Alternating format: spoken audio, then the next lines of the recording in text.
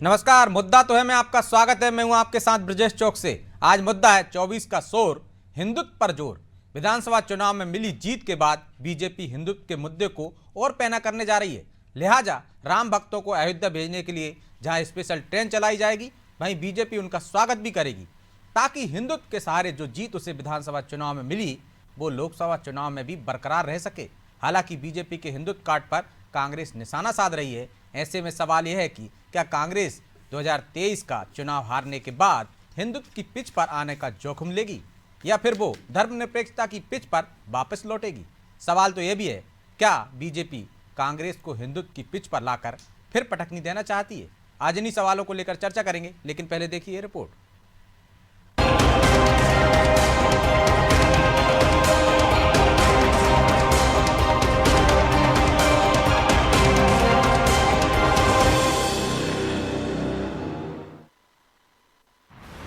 विधानसभा में हुआ फिट, क्या लोकसभा में होगा हिट? 24 से पहले फिर हिंदुत्व कार्ड, कांग्रेस के लिए जंग होगी हार। लोकसभा चुनाव की जंग भी हिंदुत्व की पिच पर ही लड़ी जाएगी। बीजेपी फिर हिंदुत्व की पिच पर दिख रही है। जाहिर है कि 24 की इस लड़ाई में राम मंदिर का मुद्दा अहम रहने वाला है।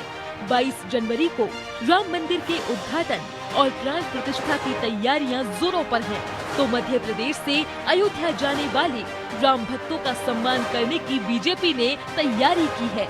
वहीं राम के साथ ही अब भगवान श्री कृष्ण के सहारे भी कांग्रेस की घेराबंदी की तैयारी की है।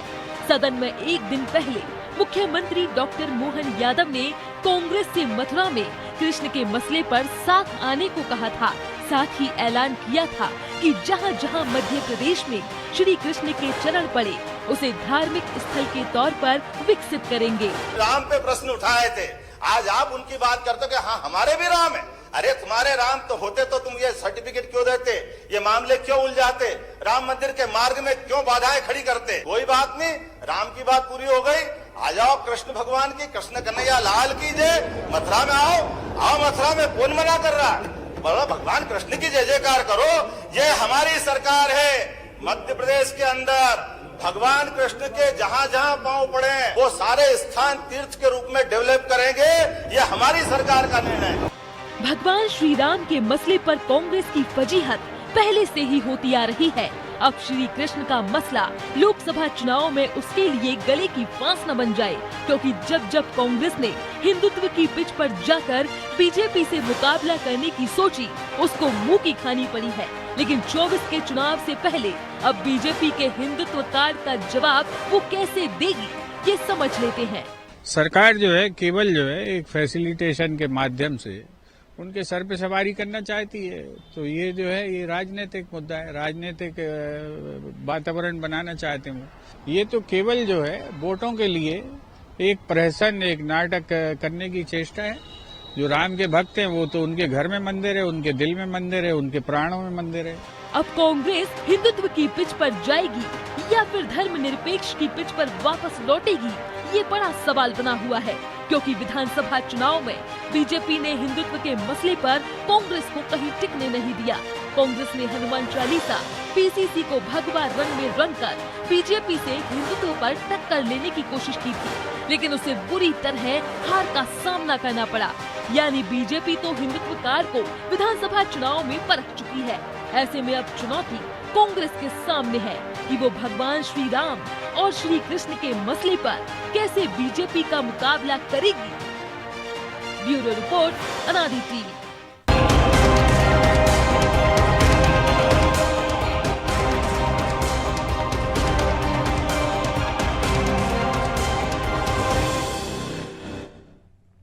तो इस मुद्दे पर चर्चा के लिए हमारे साथ जुड़ गए हैं पवन पटेल, प्रदेश महासचिव हैं कांग्रेस से, प्रियंका दुबे बीजेपी प्रवक्ता हैं, सूर्यकांत चतुर्वेदी वरिष्ठ पत्रकार। तीनों मेहमानों का बहुत बहुत स्वागत है। प्रियंका जी, शुरुआत आपसे ही करते हैं। अभी आप कांग्रेस प्रवक्ता को सुन रही थी, कह रहे थे कि नाटक नौटंकी कर रहे हैं आप और राजनीतिक वातावरण बनाना चाहते हैं अयोध्या के माध्यम से, ताकि आपको फायदा मिल सके। राम तो सबके दिल में है। जो राम का नहीं वो किसी काम का नहीं। और राम मंदिर जिनके घोषणा पत्र में, जिनके संकल्प में आज नहीं कई वर्षों से रहा है। जब हम विपक्ष में थे तब भी हम नारा देते थे कि रामलला हम आएंगे और मंदिर वही बनाएंगे, मंदिर भव्य बनाएंगे। और आज हम कहते हैं कि रामलला हम आए हैं और ठाट से बना रहे हैं मंदिर। तो जब हमने जिस संकल्प को पूरा किया है और जिस संकल्प के साथ हम चले हैं और आज भी चल रहे हैं और आगे भी चलेंगे, तो उसका श्रेय जनता अगर हमें देती है तो इसमें कौन सा नाटक और नौटंकी हो गया। किसी ने नहीं कहा था कि आप जो है 2 दर्जन वकील जो है वो खड़े करें। किसी ने नहीं इन्हें कहा था कि ये उन्हें काल्पनिक बताएं। ठीक है, किसी ने नहीं कहा था कि आप हलफनामा दीजिए कोर्ट के अंदर कि राम काल्पनिक है। किसी ने नहीं कहा था ये सब करने के लिए, कोई दबाव नहीं था। सत्तारूढ़ पार्टी में थे उस समय, चाहते तो ये मंदिर कब का बन गया होता, परंतु आपकी ना नीति स्पष्ट थी ना रीति स्पष्ट थी। और हम सनातन के हमेशा उस चीज के पुरजोर समर्थक रहे हैं, आज भी हैं और भविष्य में भी रहेंगे। सनातन के लिए हमसे जो करते बन पड़ेगा। हमारे पूर्वजों ने भी बलिदान दिया है और भविष्य में हम भी देंगे। ये हम संकल्पित हैं। तो श्रेय लेना देना ये तो जनता जानेगी, ये तो ईश्वर देता है। यश अपयश के भाग्य जो है वो आपको ईश्वर बनाता है। तो हम अगर आज उसका श्री राम का नाम लेकर के आगे बढ़ रहे हैं और पहले भी चलते रहे, पहले भी ऐसा नहीं है कि ये मुद्दा कभी छोड़ा भारतीय जनता पार्टी। हमारे माननीय लालकृष्ण आडवाणी जी, माननीय हमारी उमा भारती बहन, या हम कहें माननीय विजय लक्ष्मी जी साधो, तो इसका चुनाव से कोई लेना देना नहीं है। मुखर्जी जी 2024 के चुनाव से कोई लेना देना नहीं है क्या वंदना जी? प्रियंका जी माफ कीजिए, 2024 से कोई लेना देना नहीं है? 22 जनवरी को अगर मान लीजिए वहां पर रामलला स्थापित हो रहे हैं और 2024 का सन आ रहा है, यही तो पूछते थे कि रामलला हम आएंगे, मंदिर भव्य बनाएंगे, पर तारीख नहीं बताएंगे। हम तारीख बता रहे हैं तो इनको उसमें भी तकलीफ होने लग गई है। ठीक है पवन जी, वो तारीख बता रहे हैं तब भी तकलीफ है, क्योंकि उनके संकल्प पत्र में था, घोषणा पत्र में था, तो यश भी उनका बनता है। अपयश आपके खाते में चला गया क्योंकि आपने अटकाने का काम किया, राम मंदिर में अड़चने डाली थी। अब आप कह रहे हैं कि नौटंकी कर रहे हैं, राजनीतिक वातावरण बना रहे हैं, तो क्यों ना बनाए? देखिए, सबसे पहली बात है कि ये जो राम को पेटेंट कराने का प्रयास भारतीय जनता पार्टी कर रही है वो गलत है। कोई राम के पेटेंट इनके नहीं होंगे, राम सबके हैं। राम जो चाहते हैं वो होता है, ऐसा नहीं कि भारतीय जनता पार्टी के राम होंगे, तो ये बता दें, है ना। और दूसरा, जो राजीव गांधी जी ने सबसे पहले वहां का ताला खुलवाया था, इसका मतलब हमारा इंटेंशन साफ करके हम बनवाएंगे। उसके बाद कोर्ट में केस विचाराधीन था, कोर्ट का फैसला हुआ, जिसकी सरकार होती उसको सरकार उसको राम मंदिर बनवाती। ये कोई जो अपनी पीठ ठोकने का काम कर रहा है, तो ये बहुत बड़ी बात नहीं है। कोर्ट का डिसीजन हो तो उसके डिसीजन के तहत इन्होंने बनवाया। और दूसरा, मैं ये पूछना चाह रहा हूँ कि राम मंदिर आप बनवा रहे, बड़ा बधाई के पात्र, बहुत बड़ी बात है। हमारा सीना गर्व से ऊंचा हो गया, गर्व से फूल गया, 56 इंच का हो गया कि राम मंदिर बन रही है। अब हमारे माननीय मुख्यमंत्री जैसे आपके इसमें देख रहे थे कि कृष्ण भगवान की जहाँ जहाँ कदम पड़े हैं वहां भी उसको दार्शनिक स्थल बनाए हैं। हम कहते हैं ऐसा दार्शनिक स्थल बनाए कि पूरी दुनिया में नजीर कायम हो। उस दार्शनिक स्थल को देखने के लिए पूरे देश विदेश बल्कि और दूसरे लोग से लोग आना पड़े। बनाइए, हम शुभकामनाएं देते हैं और बधाई देते हैं। लेकिन मुझे लगता है कि उस राम की जो परिकल्पना है, जो राम चाहता था कि जिस तरह का हमारी प्रजा रखे, सुख शांति से रह सके, उस दिशा में भी काम करने का प्रयास करना चाहिए। ये नहीं कि रोज हमें पेपर की हेडिंग देखने को मिले कि हम 4000 कर्जा ले लेंगे, 5000 करोड़ का कर्जा ले लेंगे। उस दिशा में भी सरकार को अपने काम करने का प्रयास करना चाहिए। अगर उस दिशा में प्रयास करने में सरकार सफल नहीं होती तो राम मंदिर के बनकर के भी अच्छी अनुभूति नहीं महसूस कर रहे होंगे। यहाँ आज हमारे खिलाड़ी के लोग मेडल वापस कर रहे हैं, ये सब राम राज्य की परिकल्पना नहीं है। आज राम को देख करके अच्छा नहीं लग रहा होगा कि कोई बेरोजगार आत्महत्या कर रहा है। ये राम को आज देख करके अच्छा नहीं लग रहा होगा कि हमारे प्रधानमंत्री इतना झूठ बोल रहे हैं। आज राम को देख करके अच्छा नहीं लग रहा होगा सांसद में 143 146 7 को निकाल दो, तानाशाही के संविधान से। तो वो तो कह रहे हैं आपके हिसाब से तो राम काल्पनिक है, तो फिर कहाँ विचार कर रहे होंगे? वो तो कह रहे हैं कि आप तो काल्पनिक कहते थे उनको, आपने कोर्ट में एफिडेविट दी। मैंने जो बोला, मैंने आपको अपनी बात की है, जो उसमें हमने कहीं काल्पनिक कहा है? इसको देखिए और रिवाइंड करके अगर मैंने कहीं काल्पनिक कहा है तो। आपने नहीं कहा, आपकी पार्टी ने कहा ना। हम अपनी बात कर रहे हैं ना। आपकी बात के लिए थोड़ी नहीं बैठे हो यहाँ, तो पार्टी का पक्ष रखने के लिए बैठे हो ना महाराज। पवन जी, आप व्यक्तिगत राय देने के लिए नहीं बैठे हो, पार्टी का पक्ष रखने के लिए बैठे हो। हाँ, तो हम आपको बता रहे हैं, पार्टी हम को अपनी डिफेंड पार्टी करना को पड़ेगा बताया। यहाँ। हमने बताया ना कि हमारे जो हम धर्म की बात करते हैं, हमारे दिग्विजय सिंह ने इतनी बड़ी परिक्रमा कर ली है, जिन्होंने महाकाल में घोटाला किया। ये आस्था के साथ खिलवाड़ करना भारतीय जनता पार्टी की फितरत है। वो वोट की राजनीति करती है, जहां उसको लगता है कि वोट को फायदा होगा वहां काम करने लगती है। नहीं, इतने बड़े इनको सबको इनको अपना इस्तीफा देना चाहिए। महाकाल में इतना बड़ा घोटाला हो गया इनके शासनकाल में, दे रहे इस्तीफा, क्यों नहीं दे रहे? वो आस्था का सब्जेक्ट, आस्था का विषय तो नर्मदा के किनारे हमारे दिग्विजय की परिक्रमा करते हैं, इनके लोग प्लांटेशन लगा के भ्रष्टाचार करते हैं, दे दे इस्तीफा।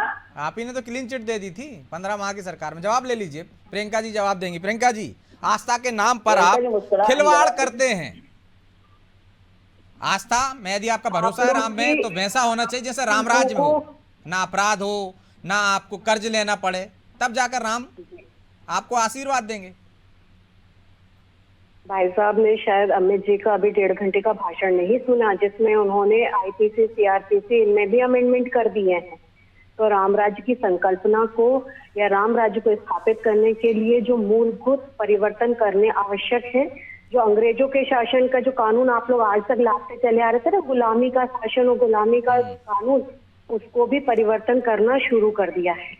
दूसरा, आपका राम राज्य की स्थापना का आप लोग जो संकल्प लेके चलते थे, माननीय महात्मा गांधी जी के जिस राम राज्य की कल्पना आप लोग करते करते आज आप राम के विरोधी हो गए। और ये मैं नहीं कह रही हूँ, आपके राष्ट्रीय प्रवक्ता प्रमोद कृष्णन जी ने भी यही कहा है कि कांग्रेस को खुद को ये नहीं पता है कि कब वो भारतीय जनता पार्टी का विरोध करते करते सनातन विरोधी हो गई, और सनातन विरोधी होने के साथ ही साथ आप कब भारत के विरोधी हो गए, आपको यही नहीं पता। और ये शब्द मेरे नहीं है, माननीय आप ही के राष्ट्रीय प्रवक्ता प्रमोद कृष्णन जी के ये शब्द हैं, और वो भी नेशनल टीवी पे उन्होंने ये शब्द बोले हैं। तो भाई साहब, पहले आप अपने ही नेताओं के बोल वचन देख लीजिए, उसके बाद आप हमसे सवाल करने आइए कि खुद आपके प्रवक्ता ये शब्द कह रहे हैं कि आप लोग हमारा विरोध करते सनातन विरोधी हो गए। ठीक है, ठीक जवाब दे है, रहे हैं। तो ये मेरे शब्द नहीं है भाई साहब, इतने ठीक है, बौखलाने छोटा सा की जवाब आवश्यकता दीजिए पवन नहीं जी, है। फिर मैं पहले सुल्तान जी के आप पास अपनी जा रहा हूं। पार्टी का आकलन खुद करिए कि आप हम बोल रहे हैं कि कल्याण को लेना पड़ता है, लोग अच्छे तरह उसकी बात करिए ना, आप मेरी पार्टी को बता रहे हैं। भाई साहब, थोड़ा धैर्य से सुनिए, पटेल जी थोड़ा धैर्य से सुनिए। आज भी कोई, अभी भी कोई बात ठीक है। खत्म नहीं है। अभी तो अभी क्या कहते हैं, अयोध्या तो बस झांकिए, मथुरा काशी बाकी है, आप उसमें साथ आ जाइए, आप उसमें साथ आ जाइए ना। अभी भी क्यों छाती पीट रहे हैं? उसका श्रेय अरे हम लीजिए, साथ आप अच्छा चाहते हैं ना, बेरोजगारों को साथ कीजिए, कर्जा मत लीजिए, डेवलपमेंट करिए। मथुरा में साथ देंगे, सर्वसम्मति से मथुरा में अतिक्रमण हटाया ठीक है, जाएगा। प्रियंका जी। बोलिए, आप ज्ञानवापी के विषय पे साथ आ जाइए, अभी भी आपका स्वागत है। चलिए, मैं अभी लौटूंगा भी दोनों के आपका पास। स्वागत है। सुरकान जी को दिखाई। सुरकान जी, हिंदुत्व की धार को और तेज करती जा रही है बीजेपी 2024 के लिहाज से। तो क्या कांग्रेस को अपनी पुरानी पिच पर लौटना चाहिए धर्मनिरपेक्षता की, या वो ये जोखिम उठाएगी कि इस पिच पर आकर खेले? देखिए ब्रजेश जी, कांग्रेस बिल्कुल जोखिम उठाने की स्थिति में नहीं है। उसकी वजह है, उसके साथ मजबूरी है, एक तरफ वह और एक तरफ खाई की स्थिति बनी हुई है। क्योंकि इंडिया गठबंधन में जो दल कांग्रेस के साथ आए हुए हैं, उनमें कुछ ऐसे राजनीतिक दल भी हैं जैसे जदयू, सपा, राजद, जो कहीं ना कहीं गैर सांप्रदायिक होने का ढिंढोरा पीटकर अल्पसंख्यक वर्ग की राजनीति करते आए हैं अब तक। अगर कांग्रेस हिंदुत्व की पिच पर लौटती है तो उसके साथ संकट खड़ा हुआ है, और अगर नहीं लौटती है तब भी उसके साथ संकट खड़ा हुआ है। आपने देखा होगा किस तरह से विधानसभा चुनाव के ठीक पहले नेताओं के बयान आए और उन बयानों को लेकर किस तरह की स्थिति बनी। तो मुझे लगता है कि कांग्रेस के सामने इस समय बड़ी विकट स्थिति बनी हुई है। भले ही मध्य प्रदेश में कमलनाथ जी ने प्रयास किए हैं कि वो हिंदुत्व की पिच पर लौटें, लेकिन उस पिच को खराब करने का काम दिल्ली में बैठे हुए नेताओं ने या उनके सहयोगी दलों के नेताओं ने कर दिया। तो बची खुची जो स्थिति थी वो बड़ी असमंजस वाली बन गई थी। अब ये बात भी सही कहा पटेल साहब ने कि भगवान राम किसी के पेटेंट नहीं है, भारतीय जनता पार्टी के भी नहीं है, वो तो सबके हैं, निश्चित रूप से सबके हैं। लेकिन जब आप उनके साथ खड़े हुए दिखें, उनके अनुयायी के रूप में जनता को दिखें, तब कहीं ना कहीं जनता को एक भरोसा होगा। क्योंकि जिस तरह की अब तक परिस्थितियां बनती रही हैं, जिस तरह की स्थितियां बनती रही हैं, उससे कहीं ना कहीं कांग्रेस का जो चेहरा है या कांग्रेस की जो छवि है, वो कहीं ना कहीं हिंदुत्व विरोधी या सनातन विरोधी लोगों को दिखने लगी है। तो मुझे लगता है इसके लिए एक लंबी और बड़ी कवायद करनी पड़ेगी। अगर कवायद नहीं की जाएगी तो उसका कहीं ना कहीं नुकसान भाजपा कांग्रेस को होगा। जहां तक भाजपा की बात है तो भाजपा का जब से गठन हुआ है, भाजपा हिंदुत्व को लेकर अपने एजेंडे में लगातार चलती रही, भले वो हारे चाहे जीते या जो भी स्थिति रही हो। और अगर कांग्रेस भारतीय जनता पार्टी केंद्र में आई है, उस समय सरकार की तरफ से जो पक्ष रखे गए हैं सुप्रीम कोर्ट में, और उनकी वजह से राम मंदिर बनने का मार्ग प्रशस्त हुआ है, तो निश्चित रूप से उसे जाएगा। और हर राजनीतिक दल चाहता है कि जो भी अच्छी चीज हो उसका श्रेय उसे मिले और उसका वो उपयोग अपनी राजनीतिक महत्वाकांक्षा को पूरी करने में करे। और राजनीतिक बनती इसलिए है कि वो सत्ता पाने के लिए, अगर उसमें भारतीय जनता पार्टी उसका श्रेय ले रही है तो उसमें गलत हमें लगता कुछ नहीं है, ना कोई आश्चर्यजनक चीज है। देखिए अब ट्रेनें भी चला रही है, राम मंदिर की जब मूर्ति की स्थापना हो जाएगी तो उस समय ट्रेनें अगर वो चला रही है तो उसका श्रेय किसको जाएगा? भाजपा को जाएगा। अगर मध्य प्रदेश में पिछली सरकारें ने अगर तीर्थ दर्शन यात्रा चलाई है तो उसका श्रेय जनता ने किसको दिया? जो उसे सुविधा देने वाला है। जहां तक मुझे लगता है कि कर्ज की बात है तो कर्ज कांग्रेस की सरकार ने भी लिया है और भारतीय जनता पार्टी की सरकार ने भी लिया है। जब मध्य प्रदेश में भारतीय जनता पार्टी की सरकार आई थी उस समय प्रदेश के ऊपर करीब 33,000 करोड़ का कर्ज था और अब वर्तमान में वो बढ़कर करीब 3.5 लाख करोड़ हो गया है। तो कर्ज तो कोई भी सरकार आएगी वो ठीक, कर्ज तो तमाम राज्य सरकारें ले रही हैं सूर्यकांत जी, लेकिन पवन जी क्या वैसे ही हनुमान चालीसा का पाठ अब भी होगा पीसीसी से लेकर जिला कार्यालयों में? वैसे ही भगवाकरण होगा पीसीसी का, या अपनी पिच पर लौटोगे? क्योंकि धर्म संकट में फंस गए हो आप, जो सूर्यकांत जी कह रहे हैं। नहीं देखिए, हम धर्म संकट में नहीं थे। सूर्यकांत जी बोले हमें आपत्ति, हमने सबसे पहले आप रिवाइंड करके सुनेंगे तो हमने ये नहीं बोला आपत्ति, हमने स्वागत किया, हम खुले मिलते हमारा बिना चप्पल इनका हो गया, ये हमने बोला। कहीं आपत्ति वर्ड का उपयोग हमने नहीं किया। लेकिन दूसरा आपत्ति क्यों कर रहे हैं? आप तो खुद ही कह रहे हैं कि ताला राजीव जी ने खुलवाया था। अभी बोला वही तो, अभी सूर्यकांत जी बोले अगर ऐसा किया तो आपत्ति, जस्ट उसका क्लियरिफिकेशन किया मैंने। और दूसरा जो मैं बोल रहा हूँ कि मुझे ये नहीं लगता है कि अब अगर राम मंदिर बन रहा है तो मैं बाकी बातें ना करूं। हमने कहा भूखा मरता रहे, गरीब मरता रहे, बेरोजगार आत्महत्या करता रहे, वो आवाज ना उठाए हम। ये तो बड़ा गलत, हमें नहीं लगता कि हम बोल दें कि राम मंदिर बन रहा तो भाई कोई गरीब ही नहीं बचा है। अब सरकार की जिम्मेवारी खत्म हो गई है, राम मंदिर बनवा दिया मोदी जी ने, अब 100 दिन में काला धन आ जाएगा, 2 करोड़ रोजगार मिल जाएंगे, रामचंद्र जी दिलवाएंगे, रामचंद्र जी एक रास्ता बनाएंगे। रामचंद्र जी ने अगर इनको सत्ता सौंपी है तो सत्ता में इन सब चीजों का भी उपयोग करना चाहिए। बात ये इसमें अपनी पीठ नहीं ठोकना चाहिए कि सब कर्जा ले ले, पीठ इसमें ठोकना चाहिए हमने कर्जे को कम करने के लिए हमारे पास क्या पॉलिसी है, हमारी क्या नीतियां है, कर्जे को कम कर रहे हैं। ये पीठ नहीं ठोकना चाहिए सब सरकारें ले रही तो हम भी ले रहे हैं, सब सरकारें तो ऐसे तो सरकार ने ऐसे कई चमत्कार किए हैं कि कौन कौन से फंड को निकाल लिया है। प्रधानमंत्री आपदा कोष होने के बाद पीएम केयर फंड खोल दिया।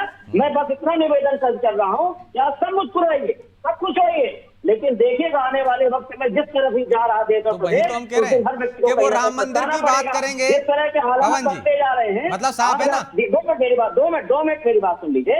आज हम दुखी व्यक्ति के साथ दुखी नहीं हो पा रहे हैं क्योंकि हमारा विश्वास मोदी में है, लेकिन जिस दिन आपकी बारी आएगी आप अकेले रह जाओगे। इसलिए मैं कांग्रेस पार्टी के होने के नाते नहीं बल्कि आम आदमी के नेता होने के नाते इस तरह की बातों का विरोध हमें करना होगा कि कांग्रेस के जमाने में महंगाई तो वो जो कह रही है ना प्रियंका जी, क्या आप कब विरोध करते करते सनातन विरोधी हो गए, देश विरोधी हो गए? प्रियंका जी का मोदी जी का कब तक बतौलेबाजी करते करते कितने लोग मर गए, बोलते बोलते कि 100 दिन में काला धन आएगा। मोदी जी की बात कितनी झूठ बोली उन्होंने, तो का बात किया था। रोजगार देते देते सब बेरोजगारों की हत्या कर दिए, किसानों की कोई टुक रहा है। वो कह रही निकल रहा है काला धन, किस तरह से मशीनें गर्म हो रही गिनते गिनते। मोदी सरकार आ गई, मैं ये बोल रहा हूँ कोई भी जागरूक व्यक्ति है तो इन सब बातों की आवाज उठानी चाहिए। यहाँ तक कि खेद भी व्यक्त नहीं किया। वो पवन जी कह रही हैं कि काला धन निकल रहा है, कितने गिनते गिनते मशीनें गर्म हो रही हैं, इतना काला धन निकल रहा है। आप कह रहे हैं निकल नहीं रहा है। बाकी भी निकलेंगे। प्रियंका जी, लेकिन आप राम की बात करेंगे, वो बेरोजगारी की बात करेंगे, समस्याओं की बात करेंगे, आर्थिक स्थिति मध्य प्रदेश की क्या है उसकी बात करेंगे।